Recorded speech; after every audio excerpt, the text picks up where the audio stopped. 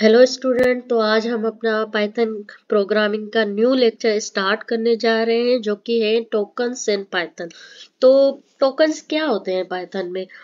तो Python tokens are the smallest unit of Python programming that have meaning. तो tokens हमारे पास क्या होते हैं? एक स्मॉलेस्ट यूनिट होता है हमारे प्रोग्राम का जिसका कोई मतलब हो, मकसद हो।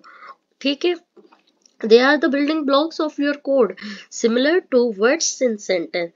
ये हमारे जो है बिल्डिंग ब्लॉक्स होते हैं हमारे कोड के, वैसे ही जैसे हमारे पास वर्ड्स होते हैं सेंटेंस के। जैसे अब देखो वर्ड्स सेंटेंस के कैसे होते हैं, तो ग्रुप ऑफ वर्ड्स होते हैं जो मिलके हमारे पास सेंटेंस बनाते हैं। वैसे ही जो है हमारे पास टोकन्स है जो मिलके पाइथन प्रोग्राम बनाते हैं। ठीक है, तो टाइप्स ऑफ टोकन्स पाइथन में कितने, तो काफ़ी है, लेकिन मैंने कुछ बेसिक 4 यहाँ पे लिखे हैं जो हम बहुत यूज़ करते हैं। जिनमें पहला है कीवर्ड, आइडेंटिफायर, ऑपरेटर, पंक्चुएशन या डेलिमिटर्स। तो इसको हम डीप में पढ़ते हैं। तो आइडेंटिफायर्स इन पाइथन, तो पहला हमारे पास आता है आइडेंटिफायर पाइथन। तो पाइथन में आइडेंटिफायर्स क्या होते हैं? तो सिंपल बेसिकली आइडेंटिफायर हमारे पास नेम्स ही होते हैं जो हमारे वेरिएबल्स के होते हैं। ठीक है, जो हमारे पास वेरिएबल्स के नाम है। जैसे यहाँ पे एक वेरिएबल बना हुआ है my underscore var is equal to, जिसको वैल्यू दी है 5। ठीक है, तो इसको जो ये नाम हमने दिया है ना, इसी को कहते हैं आइडेंटिफायर। तो इसके कुछ रूल्स होते हैं।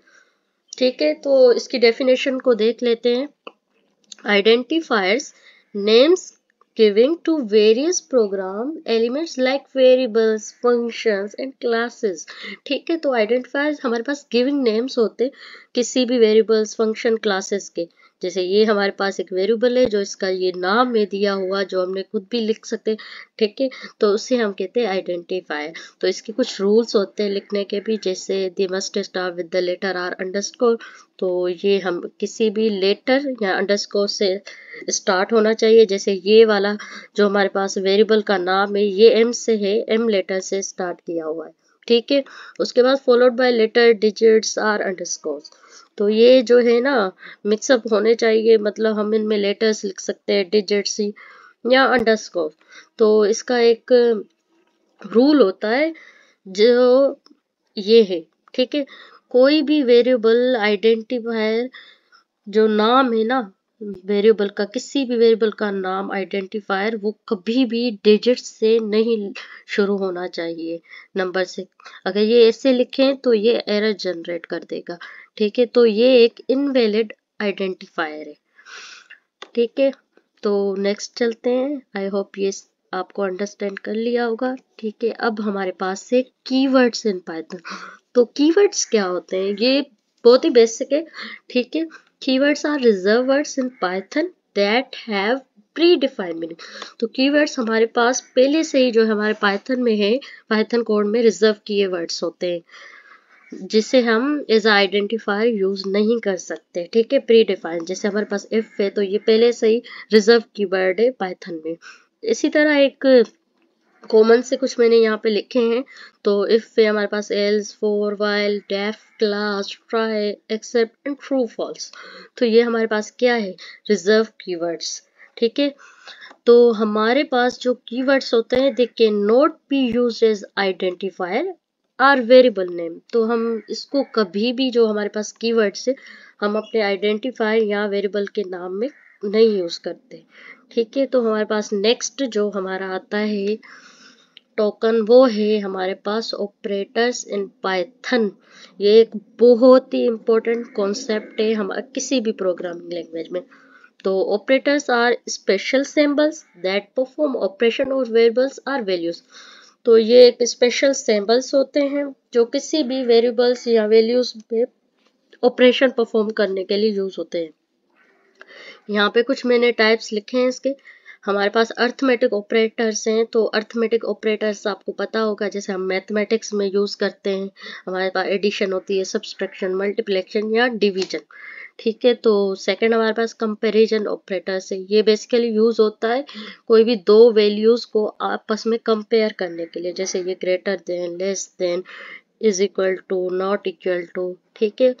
थर्ड है हमारे पास लॉजिकल ऑपरेटर, जैसे एंड, आर, नॉट, ये हमारे पास लॉजिक क्रिएट करने के लिए यूज होते हैं, ठीक है। तो असाइनमेंट ऑपरेटर्स हमारे पास वैल्यू असाइन करने के लिए यूज होते हैं, जैसे इज इक्वल टू, ठीक है। तो ये तीनों जो है हमारे पास इसीलिए यूज होते हैं। तो ये हमारे पास यहाँ, इसको हम डीप में भी पढ़ेंगे अपने अगले लेक्चर में, इसको डीप से विद प्रैक्टिस क्वेश्चन के साथ। तो नेक्स्ट है हमारे पास पंक्चुएशन डिलिमिटेडर्स इन पाइथन, ठीक है। तो पंक्चुएशन क्या होते हैं, तो punctuation marks are used to organise and structure Python code. तो पंक्चुएशन का काम होता है हमारे कोड को जो है ना ऑर्गेनाइज और स्ट्रक्चर फॉर्मेट में हमारे कोड को लिखे, ठीक है। तो सम कॉमन पंक्चुएशन मैंने यहाँ पे लिखी है, जैसे हमारे पास पैरेंथेसिस हो गए, brackets, braces, comma, colon and dot. ये हमारे क्या करती है, कोड को एक ऑर्गेनाइज और स्ट्रक्चर फॉर्मेट में लिखती है, हेल्प करती है, ठीक है। तो यहाँ पे मैंने एक सिंपल सा कोड लिखा है, ठीक है। तो यहाँ पे देखिए हमने कैसे पैरेंथेसिस, कोमा और हमारे पास जो है ये कोलन यूज किए हुए हैं। तो ये सब जो है ना यूज करके हम अपने जो कोड को है ना वो एक स्ट्रक्चर फॉर्मेट में लिखते हैं। जैसे ये देखो कितने स्ट्रक्चर और ऑर्गेनाइजेशन वे में लिखा हुआ है, ताकि समझ भी आ रहा है कि ये इसी का पार्ट है, ठीक है। तो पंक्चुएशन यूज होती है हमारे कोड को स्ट्रक्चर कोड बनाने के लिए। तो आज का लेक्चर हमारा यहीं पे खत्म होता है। I hope you all are understand. तो अगले लेक्चर में हम अर्थमेटिक अपने ऑपरेटर्स पढ़ेंगे, वो भी डीप में और प्रैक्टिस कोड के साथ करेंगे, ठीक है। तो अल्लाह हाफिज, मिलते हैं अगले लेक्चर में।